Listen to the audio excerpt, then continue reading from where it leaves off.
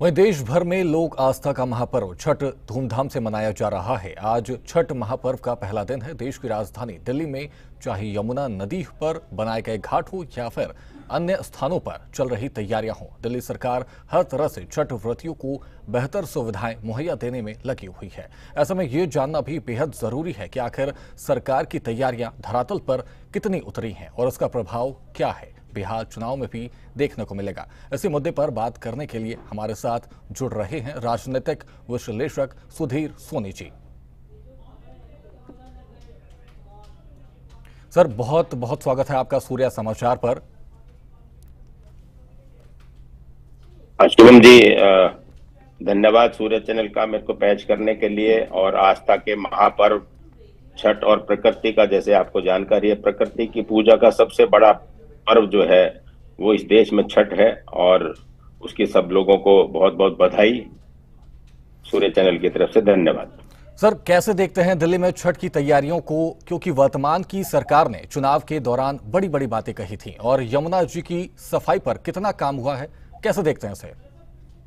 शिवम जी, इसमें दो तरह से इस त्योहार को देखना चाहिए। आस्था का पर्व है, इसको संस्कृति और अध्यात्म के दृष्टि से अगर देखें तो बहुत बड़ा पर्व है। और सरकार ने जो, चूंकि सरकार को अभी केवल 7-8 महीने हुए हैं ऑफिस ज्वाइन किए हुए, तो सरकार ने अपनी तरफ से जो पहले 11 साल पर बनाम 8 महीने अगर देखा जाए तो सरकार के काफी प्रयास सराहनीय है।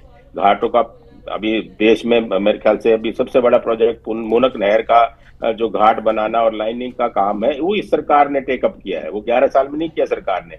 लेकिन दूसरी तरफ ये है कि सबसे बड़ा जो छुट्टी का 27 अक्टूबर को सरकार ने छुट्टी डिक्लेयर की है। यमुना को क्लीनिंग का बहुत तेजी से चल रहा है। केमिकल ट्रीटमेंट, लाइट, सौहार्दपूर्ण वातावरण बना रहे। एमसीडी ने भी अपने हेल्थ के लिए सब इंतजाम सरकार ने, ऐसा नहीं है सरकार ने पूरे इंतजाम अपनी ताकत लगा के किए हैं। लेकिन इसका दूसरा पहलू अगर हम देखें, क्योंकि जब दिल्ली में यमुना एंटर होती है तो अभी मैं पढ़ रहा था 31 तारीख की जो पोल्यूशन कंट्रोल कमेटी की रिपोर्ट है बोर्ड की, अगर आप वो देखें तो वाकई वो हैरानी की और डरा देने वाली रिपोर्ट है शिवम जी। तो उस हिसाब से तो अगर देखा जाए तो सरकार को और पुख्ता इंतजाम करने चाहिए थे, ताकि लोगों को स्वास्थ्य की दृष्टि से, अगर वो पानी में, चूंकि बड़ा त्योहार है, पानी में खड़े रह के सूर्य भगवान को जल देना है, अर्घ देना है, तो उसमें पूजा करनी है, तो इस तरह से। लेकिन जो पानी की अगर रिपोर्ट देखें तो ये किसी भी सूरत में ये पानी, मतलब जो रिपोर्ट जो कह रही है वो नहाने लायक नहीं है दिल्ली का पानी। तो सरकार को इस पे कुछ ना कुछ और बेहतर किया जाना चाहिए था कुछ। हालांकि सरकार के जो काम है वो प्रदर्शनीय है, वो प्रशंसनीय है जो वो काम कर रहे हैं। उसमें केमिकल से वो जो फोम बनती है, अगर आप देखो, उसको हटाने का काम कर रही है सरकार। तो लेकिन 8 महीने का जो समय है वो इतना संतुलित समय नहीं है। ये समस्या गंभीर है। सारे सीवेज का पानी दिल्ली में, पल्ला जहां से यमुना दिल्ली में प्रवेश करती है, केवल वहां का पानी थोड़ा ठीक है। उसके बाद आईएसबीटी पे अगर जाए तो बहुत बुरी हालत है पानी की। तो पानी पीने की तो छोड़ दीजिए, पानी नहाने लायक नहीं है।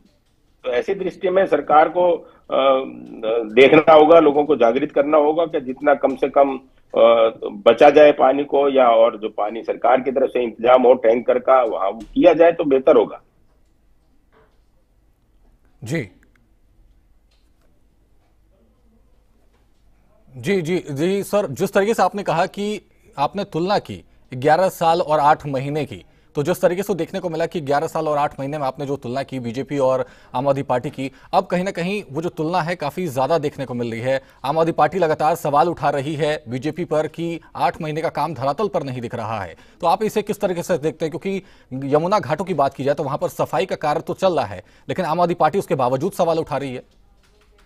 शिवम जी, देखिए, मैंने पहले भी जैसे निवेदन किया कि ये आस्था का पर्व है। हम इसको सांस्कृतिक और अध्यात्म के नजरिए से देखें, क्योंकि ये तो राजनीतिक, जो दोनों पार्टियां हैं वो राजनीति कर रही हैं। उनको 11 साल का अपना समय नजर नहीं आया है, क्योंकि ऐसी स्थिति कोई पहली बार नहीं बनी, ऐसी स्थिति पहले भी थी। तो ये तो चूंकि आप देखिए राजनीतिकरण इसका सब पार्टियां करती रही हैं। जब आपके एशियन गेम में जब माइग्रेशन हुआ था दिल्ली के अंदर, उसके बाद से दिल्ली के अंदर में झारखंड, पूर्वांचल के लोग, ईस्टर्न यूपी के लोगों का जब एशियन 82 के गेम्स हुए थे उसके अंदर में बहुत माइग्रेशन हुआ। जिससे मैं ऐसा मानता हूँ कि दिल्ली के इंफ्रास्ट्रक्चर का जो पहिया था वो घूमने लगा, और दिल्ली ने बहुत तेजी से तरक्की भी करी क्योंकि मैन पावर बहुत अवेलेबल थी, इंडस्ट्री में बड़ा सहयोग आया। तो अब चूंकि एक बड़ा बड़ा बन गया है वोट बैंक इनके जनता का, क्योंकि 25 से 30-35% तक पूर्वांचल के लोग हैं, जो अच्छी खासी तादाद है, और वो इलेक्शन में काफी महत्वपूर्ण अपना रोल निभाते हैं, और नॉर्थ ईस्ट में तो खासकर, नॉर्थ ईस्ट दिल्ली में तो खासकर। तो इसलिए पार्टियां का मतलब इसको राजनीति करना उनकी निहित स्वार्थ भी है और जरूरी भी है अगर राजनीति करनी है दिल्ली में तो।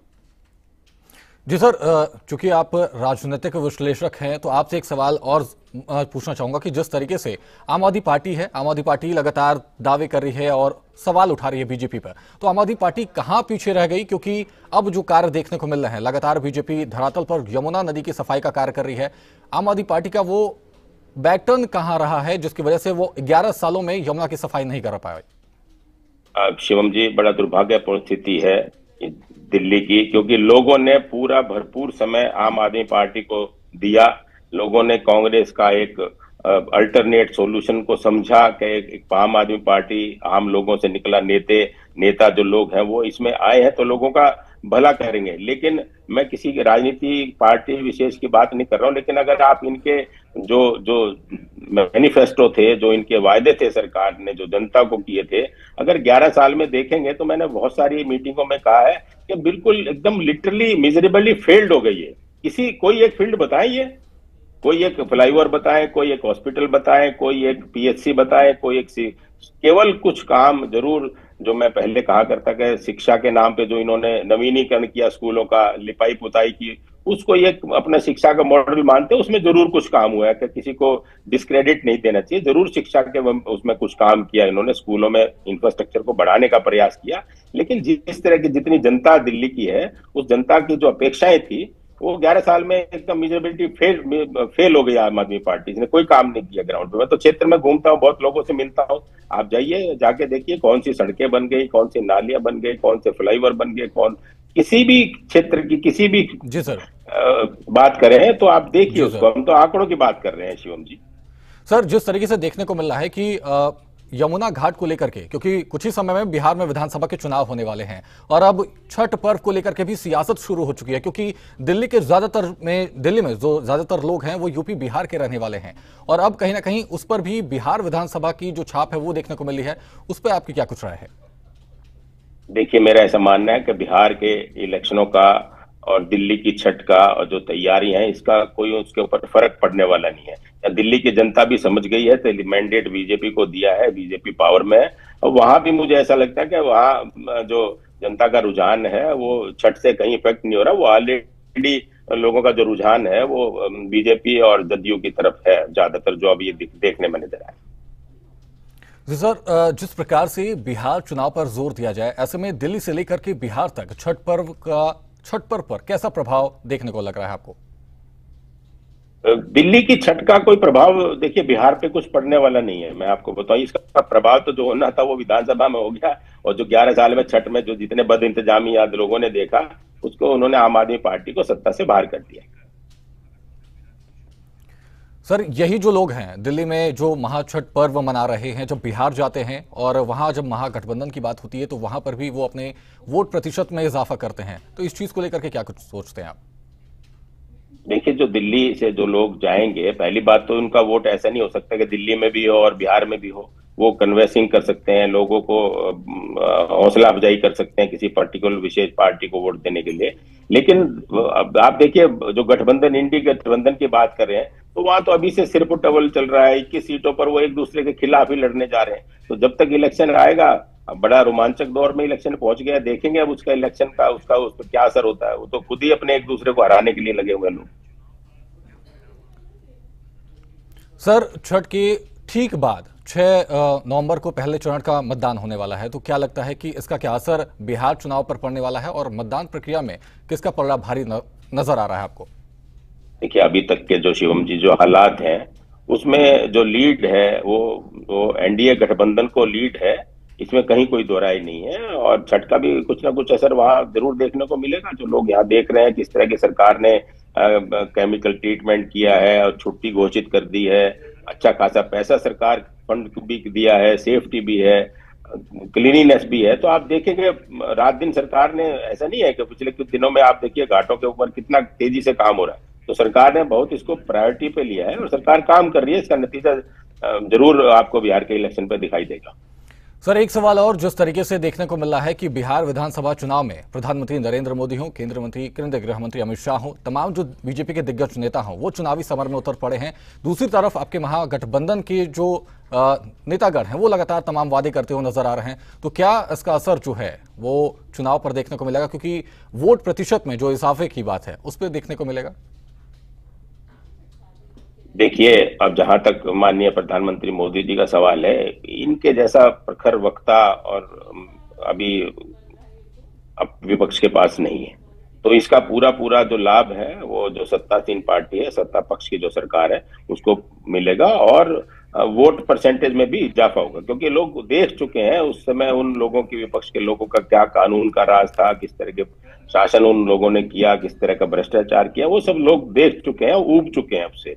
तो सर, लोग नहीं चाहते कि इस तरह की पुनरावृत्ति हो, उस तरह के माहौल को दोबारा वहां लाया जाए। तो इसलिए सर लोग जागरूक हैं और मेरा ऐसा मानना है कि वहाँ सरकार जो है वो बीजेपी के नेतृत्व में, आपके मुख्यमंत्री भी, मैं तो ऐसा मानता हूँ कि आपके मुख्यमंत्री भी बीजेपी का ही होगा। जी सर, अभी कुछ समय पहले ही तेजस्वी यादव ने गृह मंत्री अमित शाह को बाहरी बताया, प्रधानमंत्री नरेंद्र मोदी को बाहरी बताया, और कुछ समय पहले ही आपने देखा था कि टिप्पणी करते हुए नजर आए थे कुछ लोग प्रधानमंत्री मोदी की मां के ऊपर। तो आप क्या देखते हैं कि इसका कहीं ना कहीं असर जो है वो चुनावी प्रक्रिया पर देखने को मिलेगी, चुनावी समीकरण पर देखने को मिलेगी? देखिए, इस तरह की टिप्पणी करना किसी भी राजनीतिक नेता को शोभा नहीं देता, किसी पारिवारिक, आप, मैं तो ऐसा मानता हूं इस देश में बड़ा अभाव है कि मुद्दे के ऊपर कोई, आप किसी स्टेज के ऊपर आइए, आप मुद्दे के ऊपर बहस कीजिए नेता से, तब तो समझ में आता है। किसी की माता को, किसी को निज, किसी नेता को बुरा भला कहना, मतलब मैं इसको अच्छा नहीं मानता और इसका नेगेटिव इफेक्ट होता है। अगर सही मायने में देखो, जो बुद्धिजीवी लोग हैं वो इसको, उसको अदरवाइज लेते हैं कि जिस आदमी को ये पता नहीं किसी की माता के बारे में, माता तो सबकी माता है, माननीय मोदी जी की माता ऐसा थोड़ी जी मेरी माता के बराबर नहीं। तो इस तरह से अगर किसी के बारे में अगर अशोभनीय भाषा बोला जाएगा, वो कतई काबिले तारीफ नहीं है, वो एकदम बर्दाश्त के बाहर है। जी बिल्कुल सर, जिस तरीके से देखा जाए स्वच्छता को और छठ पर्व को लेकर के जो तैयारियां की जा रही हैं, चाहे वो दिल्ली की बात हो या फिर अन्य जगहों पर छठ पर्व एक अलग तरीके से मनाया जाता है, तो इसको लेकर के आपको आपकी तरफ से क्या कुछ प्रक्रिया है?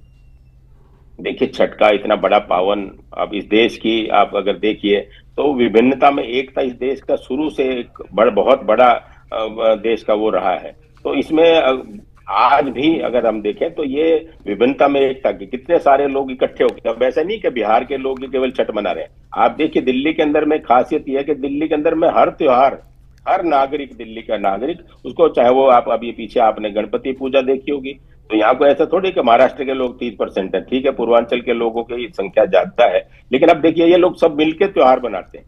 तो ये सबसे बड़ा देश की इसकी खासियत है कि जो कल्चरल और सोशियो इम्पैक्ट, जो सोशल इम्पैक्ट हम कहते हैं, सांस्कृतिक और आध्यात्मिक जो लोग एकता है, वो बहुत काबिल तारीफ है इस देश की। सर, बिहार में कुछ ही समय में बिहार विधानसभा चुनाव है, तो उस पर राजनीतिक चर्चा हम आपसे जरूर करेंगे और उसके लिए भी आपको कुछ क्षण बाद जोड़ते रहेंगे। तो आज की जानकारी के लिए बहुत बहुत धन्यवाद सर आपका।